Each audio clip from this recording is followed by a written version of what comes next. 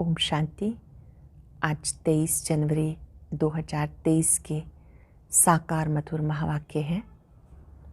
आज की मधुर मुरली में बाबा ने याद का महत्व और पवित्रता का महत्व समझाया।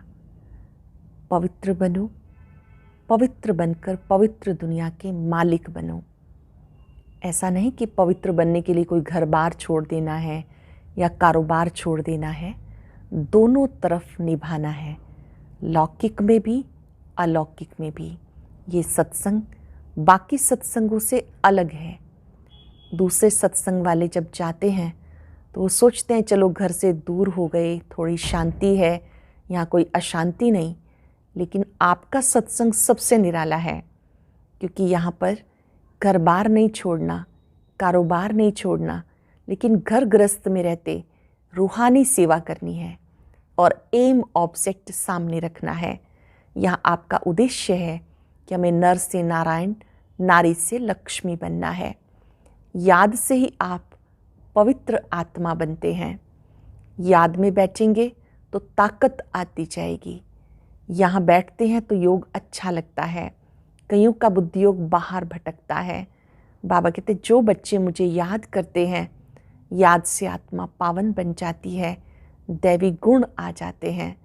ऐसे नहीं कि हमें कोई निष्ठा में बिठाए, नहीं, स्वयं अपने को आत्मा समझ एक बाप को याद करना है।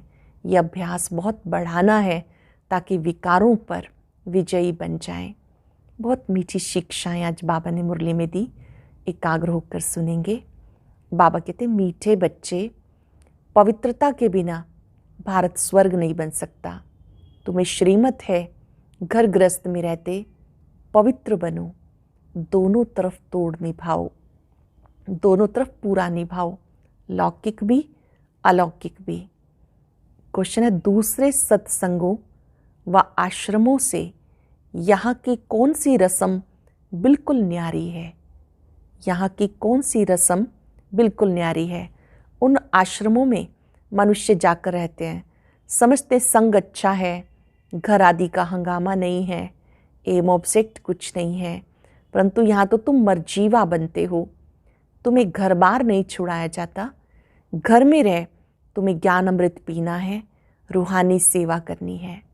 घर में रहते ज्ञान अमृत पीना है, रूहानी सेवा करनी है। ये रस्म उन सत्संगों में नहीं है। ओम शांति। बाबा बैठ बच्चों को समझाते हैं, बच्चे जानते हैं यहाँ बाबा ही समझाते हैं, इसलिए घड़ी घड़ी शिव भगवान वाच कहना भी अच्छा नहीं लगता। मैं गीता सुनाने वाले कहेंगे कृष्ण भगवान वाच, वो तो होकर गए। कहते श्री कृष्ण ने गीता सुनाई थी, राजयोग सिखाया था। यहाँ तुम बच्चे जानते हो शिव बाबा हमें राजयोग सिखा रहे हैं। राजयोग का अर्थ है आत्मा का मिलन परमात्मा से। बाबा स्वयं हमें राजयोग सिखाते हैं। यहाँ तुम बच्चे समझते हो शिव बाबा हमें राजयोग सिखाते हैं, और कोई सत्संग ऐसा नहीं जहाँ राजयोग सिखाते हूँ। बाबा कहते मैं तुम्हें राजाओं का राजा बनाता हूँ। वो तो सिर्फ कहेंगे कृष्ण भगवान वाच, मन मना भव। कब कहा था? कहते 5000 वर्ष पहले, कोई कहते क्राइस्ट से 3000 वर्ष पहले। 2000 वर्ष नहीं कहते, क्योंकि 1000 वर्ष जो बीच में है उसमें इस्लामी बुद्धि आए, तो क्राइस्ट से 3000 वर्ष पहले सतयुग सिद्ध हो जाता है। हम कहते आज से 5000 वर्ष पहले गीता सुनाने वाला भगवान आया था, आकर देवी देवता धर्म स्थापन किया था।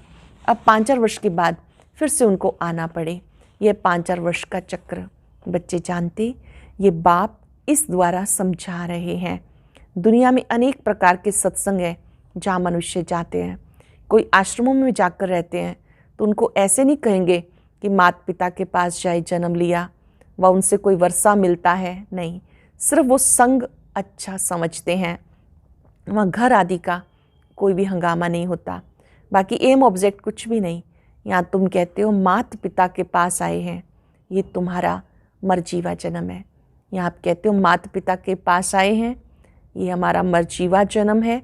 वो लोग बच्चे को एडॉप्ट करते हैं, वो जाकर उनका घर बसाता है, वहाँ वो बच्चे को एडॉप्ट करते हैं, उनका घर बसाता है। यहाँ वो रस्म नहीं कि पियर घर ससुर घर को छोड़ यहाँ आकर बैठे, ये हो नहीं सकता। यहाँ तो घर गृहस्थ में रहते कमल फूल समान रहना है। कुमारी है या कोई भी है, उन्हें कहा जाता घर में रह के रोज ज्ञान अमृत पीने के लिए आओ, नॉलेज समझकर फिर औरों को समझाओ, दोनों तरफ तोड़ निभाओ। गृहस्थ व्यवहार में भी रहना है, अंत तक दोनों तरफ निभाना है। अंत में यहाँ रहे या वहाँ रहे, मौत तो सभी का आना है। कहते राम गयो रावण गयो जाको बहु परिवार। ऐसे भी नहीं कि सभी को यहाँ के रहना है, ये तो निकलते तब हैं जब विष के लिए उन्हें सताया जाता। कन्याओं को भी रहना घर में है, मित्र संबंधियों की सर्विस करनी है। सोशल वर्कर तो बहुत है, गवर्नमेंट इतने सबको तो अपने पास रख नहीं सकती। वे अपने गृहस्थ व्यवहार में रहते, फिर कोई ना कोई सेवा भी करते। यहाँ तुम्हें रूहानी सेवा करनी है, गृहस्थ व्यवहार में भी रहना है। यहाँ जब विकार के लिए बहुत तंग करते हैं तो आकर ईश्वरीय शरण लेते हैं। यहाँ विष के कारण बच्चियाँ मार बहुत खाती हैं। कहाँ भी ये बात नहीं है, यहाँ तो पवित्र रहना पड़ता है। गवर्नमेंट भी पवित्रता चाहती है, परंतु गृहस्थ व्यवहार में रहते पवित्र बनाने की ताकत ईश्वर में ही रहती है। समय ऐसा है जो गवर्नमेंट भी चाहती है बच्चे जास्ती पैदा ना हो, क्योंकि गरीबी बहुत है, तो चाहते हैं भारत में पवित्रता हो, बच्चे कम हों। बाबा कहते बच्चे पवित्र बनो तो पवित्र दुनिया के मालिक बनेंगे। ये बात उनकी बुद्धि में नहीं है। भारत पवित्र था, अभी अपवित्र है। सब आत्माएं खुद भी चाहती हैं पवित्र बने। यहाँ दुख बहुत है, तुम बच्चे जानते हो, पवित्रता के बिना भारत स्वर्ग नहीं बन सकता। नरक में दुख है। अब नरक तो और कोई चीज़ नहीं, जैसे गरुड़ पुराण में दिखाते हैं विषय वैतरणी नदी है जिसमें मनुष्य गोते खाते हैं। ऐसे तो कोई नदी है नहीं जहाँ सजाएं खाते हों। सजाएं तो गर्भ जेल में मिलती हैं। सतयुग में गर्भ जेल होता नहीं जहाँ सजाएं मिले, गर्भ महल होता है। इस समय सारी दुनिया जीता जागता नरक है, जहाँ मनुष्य दुखी रोगी हैं, एक दो को दुख देते रहते हैं। स्वर्ग में कुछ होता नहीं। अब बाबा समझाते मैं तुम्हारा बेहद का बाप हूँ, मैं रचयिता हूँ, तो जरूर स्वर्ग नई दुनिया रचूँगा। स्वर्ग के लिए आदि सनातन देवी देवता धर्म रचूँगा। कहते तुम मात पिता हम बालक तेरे, कल्प कल्प ये राजयोग सिखाया था। ब्रह्मा द्वारा बैठ सब वेदों शास्त्रों के आदि मध्य अंत का राज समझाते हैं। बिल्कुल अनपढ़ को बैठ पढ़ाते हैं। तुम कहते थे हे भगवान आओ, पतित तो वहाँ जा ना सके तो पावन बनाने के लिए जरूर यहाँ आना पड़े। तुम बच्चों को याद दिलाते हैं कल पहले भी तुम्हें राजयोग सिखाया था। पूछा जाता है आगे कभी ये नॉलेज ली है? कहते हाँ, 5000 वर्ष पहले हमने यह ज्ञान लिया था। ये बातें हैं नई, नया युग, नया धर्म फिर से स्थापन होता है। सिवाय ईश्वर के ये दैवी धर्म को स्थापन नहीं कर सकता। ब्रह्मा विष्णु शंकर भी नहीं कर सकते, क्योंकि वो देवताएं स्वयं रचना है। स्वर्ग का रचयिता माता पिता चाहिए, तुम्हें सुख घनेरे भी यहाँ चाहिए। बाबा कहते रचता मैं हूँ, तुमको ब्रह्मा मुख द्वारा मैंने रचा। मैं मनुष्य सृष्टि का बीज रूप हूँ। भले कितना बड़ी कोई बड़ा साधु संत हो, परंतु किसके भी मुख से ऐसे नहीं निकलेगा मैं मनुष्य सृष्टि का बीज रूप हूँ। ये बात केवल बाबा कहते हैं और कोई कह नहीं सकता। ये गीता के अक्षर, परंतु जिसने कहा वही कह सकता है, दूसरा कोई नहीं कह सकता। सिर्फ फर्क ये है निराकार के बदले श्री कृष्ण को भगवान कह देते। बाबा कहते मैं मनुष्य सृष्टि का बीज रूप परम धाम में रहने वाला निराकार परमात्मा हूँ। तुम भी समझ सकते हो, साकार मनुष्य तो अपने को बीज रूप कह ना सके, ब्रह्मा विष्णु शंकर भी नहीं कह सकते। ये तो जानते हैं कि सबको रचने वाला शिव बाबा है। मैं दैवी धर्म की स्थापना कर रहा हूँ। ऐसे कहने की भी किसी में ताकत नहीं। भले अपने को श्री कृष्ण कहलाएं, ब्रह्मा कहलाएं, शंकर कहलाएं, बहुत अपने को अवतार भी कहलाते हैं, परंतु है सब झूठ। यहाँ आकर जब सुनेंगे तो समझेंगे बरोबर बाप तो एक है, अवतार भी एक है। वो कहते हैं मैं तुम्हें साथ लेके जाऊँगा। ऐसे कहने की किसी में ताकत नहीं। 5000 वर्ष पहले भी गीता के भगवान शिव बाबा ने कहा था, जिसने आदि सनातन धर्म की स्थापना की थी वही अब कर रहे हैं। गाया हुआ है मच्छरों सदृश आत्माएं गई, तो बाबा गाइड बन सबको आई लिबरेट करते हैं। अब कलयुग का अंत है, उसके बाद सतयुग आना है। जरूर आकर पवित्र बनाए, पवित्र दुनिया में ले जाएंगे। गीता में कुछ ना कुछ अक्षर हैं। समझते इस धर्म के लिए शास्त्र तो चाहिए ना। तो गीता शास्त्र बैठ बनाया। सर्वशास्त्र शिरोमणि नंबर 1 माता, परंतु नाम बदल दिया। बाप जो इस समय एक्ट करते हैं वो थोड़ा ही द्वापर में लिखेंगे, गीता फिर भी वही निकलेगी। ड्रामा में यही गीता नूंधी हुई है। जैसे बाप फिर से मनुष्य को देवता बनाते हैं, वैसे शास्त्र भी बाद में फिर से बैठ लिखेंगे। सत्युग में कोई शास्त्र नहीं होगा। बाबा सारे चक्र का राज समझाते, बाबा पूरे सृष्टि चक्र का राज समझाते। तुम समझते हो हमने 84 जन्मों का चक्र पूरा किया। आदि सनातन देवी देवता धर्म वाले ही मैक्सिमम 84 जन्म लेते हैं, बाकी मनुष्यों की बाद में वृद्धि होती है, वो थोड़ा ही इतने जन्म लेंगे। बाप इस ब्रह्मा मुख से समझाते। ये जो दादा है जिसका हमने तन लोन लिया, वो भी अपने जन्मों को नहीं जानते थे। ये है व्यक्त प्रजापिता ब्रह्मा, वो है अव्यक्त, है तो दोनों एक। तुम भी इस ज्ञान से सूक्ष्म वतनवासी फरिश्ते बन रहे हो। सूक्ष्म वतनवासियों को फरिश्ता कहते हैं क्योंकि हड्डी मांस नहीं है। ब्रह्मा विष्णु शंकर को भी हड्डी मांस नहीं, फिर उनके चित्र कैसे बनाते हैं? शिव का भी चित्र बनाते हैं, है तो वो स्टार, उनका भी रूप बनाते। ब्रह्मा विष्णु शंकर तो सूक्ष्म है, जैसे मनुष्यों का बनाते वैसे शंकर का तो बना ना सके क्योंकि उनका हड्डी मांस का शरीर तो है नहीं।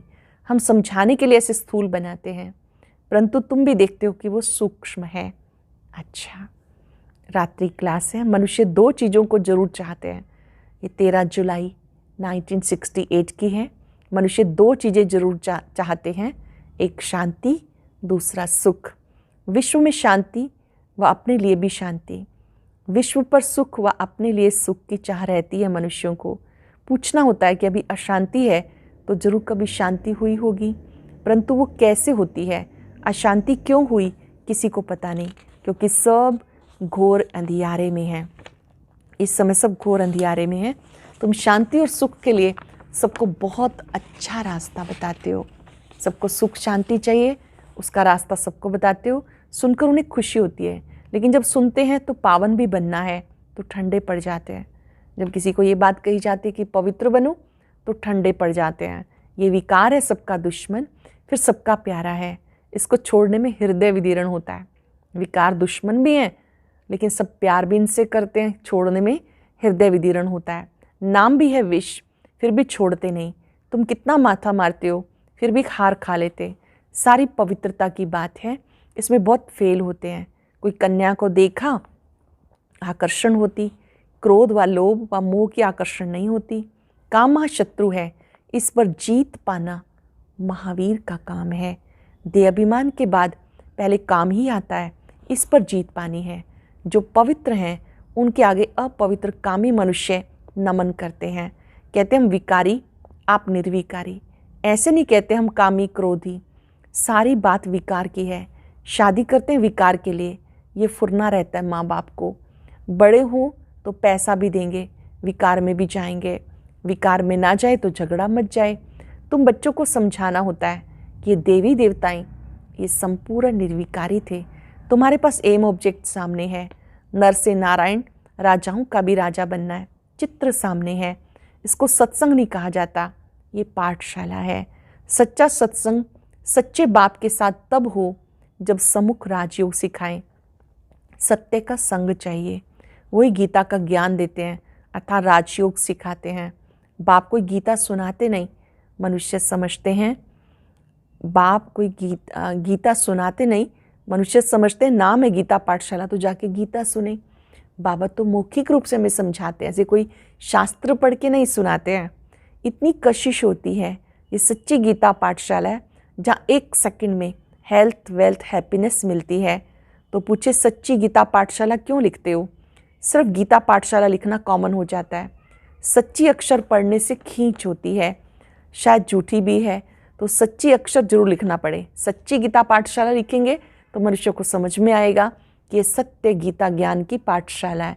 ज़रूर कहीं ना कहीं झूठ वाली भी होगी। पावन दुनिया सतयुग को, पतित दुनिया कलयुग को कहा जाता। सतयुग में पावन थे, कैसे बने सो सिखाते हैं। बाप ब्रह्मा द्वारा पढ़ाते हैं, नहीं तो पढ़ाएंगे कैसे? ये यात्रा समझेंगे वही जिन्होंने कल्प पहले समझा। भक्ति की दुबन में फंसे हुए हैं। भक्ति का भव का बहुत है, ये तो कुछ भी नहीं। सिर्फ स्मृति में रखो, अब वापस जाना है, पवित्र बन के जाना है। इसके लिए याद में रहना है। बाप जो स्वर्ग का मालिक बनाते हैं उन्हें याद ही नहीं कर सकते। बाबा जो स्वर्ग का मालिक बनाते हैं उन्हें याद ही नहीं कर सकते। मुख्य बात यह है, सब कहते इसमें मेहनत है, बच्चे भाषण तो अच्छा करते हैं, लेकिन योग में रह के समझाएं तो असर बहुत अच्छा होगा। याद में तुम्हें ताकत मिलती है। सतो प्रधान बनने से सतो प्रधान विश्व के मालिक बनेंगे। याद को निष्ठा कहेंगे क्या? हम आधा घंटा निष्ठा में बैठे, ये रॉन्ग है। बाबा कहते याद में रहो, सामने बैठ सिखाने की दरकार नहीं। बेहद बाप को बहुत लव से याद करो, क्योंकि बहुत खजाना देते हैं। बाबा को बहुत प्यार से याद करो, क्योंकि बाबा बहुत खजाना देते हैं। याद से खुशी का पारा चढ़ना चाहिए, अतीन्द्रिय सुख फील होगा। बाबा कहते तुम्हारी ये लाइफ बहुत वैल्यूएबल है। याद से क्या क्या होगा? खुशी का पारा चढ़ेगा, अतीन्द्रिय सुख फील होगा। तुम्हारी ये लाइफ बहुत वैल्यूएबल है, इसको तंदुरुस्त रखना है। जितना जिएंगे उतना खजाना लेंगे। खजाना पूरा तब मिलेगा जब हम सतो प्रधान बन जाएंगे। मुरली में भी बल होगा। तलवार में जोहर होता है ना, तुम्हारे में भी याद का जोहर पड़े तब तलवार तीखी हो। ज्ञान में इतना जोहर नहीं, इसलिए किसको असर नहीं होता। फिर उनके कल्याण के लिए बाबा को आना है। जब तुम याद में जोहर भरेंगे, फिर विद्वान आचार्य आदि को भी अच्छा तीर लगेगा। इसलिए बाबा कहते चार्ट रखो। कई कहते बाबा को बहुत याद करते हैं, लेकिन मुख नहीं चलता। तुम याद में रहो तो विक्रम विनाश होंगे। अच्छा, मीठे मीठे सिक्के लदे बच्चों प्रति माता पिता बाप दादा का याद प्यार, गुड मॉर्निंग। रूहानी बाप की रूहानी बच्चों को नमस्ते। रूहानी बच्चों की रूहानी बाप दादा को याद प्यार, नमस्ते, गुड मॉर्निंग, शुक्रिया। धारणा के लिए सार है, घर में रहते रूहानी सेवा करनी है, पवित्र बनना और बनाना है। इस जीते जागते नरक में रहते भी बेहद बाप से स्वर्ग का वर्षा लेना है। इस जीते जागते नरक में रहते भी बेहद बाप से स्वर्ग का वर्षा लेना है। किसी को दुख नहीं देना है। वरदान है, अपनी सर्व विशेषताओं को कार्य में लगाकर उनका विस्तार करने वाले सिद्धि स्वरूप भाव। अपनी सर्व विशेषताओं को कार्य में लगाकर उनका विस्तार करने वाले सिद्धि स्वरूप भाव। जितना जितना अपनी विशेषताओं को मनसा सेवा या वाणी और कर्म की सेवा में लगाएंगे, वही विशेषता विस्तार को पाती रहेगी। सेवा में लगाना अर्थात एक बीज से अनेक फल प्रकट करना। इस श्रेष्ठ जीवन में जो जन्म सिद्ध अधिकार के रूप में विशेषताएं मिली हैं, उनको सिर्फ बीज रूप में नहीं रखो, सेवा की धरनी में डालो, तो फल स्वरूप अर्थात सिद्धि स्वरूप का अनुभव करेंगे। जो भी विशेषताएं हैं उनको प्रयोग करो, सेवा में लगाओ, तो फल स्वरूप अर्थात सिद्धि स्वरूप का अनुभव करेंगे। स्लोगन है, विस्तार को ना देख, सार को देखो, स्वयं में समा लो, यही तीव्र पुरुषार्थ है। विस्तार को ना देख, सार को देखो, स्वयं में समा लो, यही तीव्र पुरुषार्थ है। अव्यक्त इशारा, आजकल की दुनिया में राजनीति की हलचल, वस्तुओं के मूल्य की हलचल, करेंसी की हलचल, कर्मभोग की हलचल, धर्म की हलचल, सब प्रकार की हलचल से हर एक तंग आ गए हैं। इससे बचने के लिए एकाग्रता को अपनाओ, एकांतवासी बनो। एकांतवासी से एकाग्र सहज ही हो जाएंगे। एकांतवासी बनेंगे तो एकाग्र सहज हो जाएंगे। आज याद करेंगे, मैं सिद्धि स्वरूप आत्मा हूँ। बाबा ने मुझे अपना बनाते ही विशेष आत्मा का वरदान दिया है। बाबा की दी हुई विशेषताएं मुझे बाबा की सेवा में लगानी है।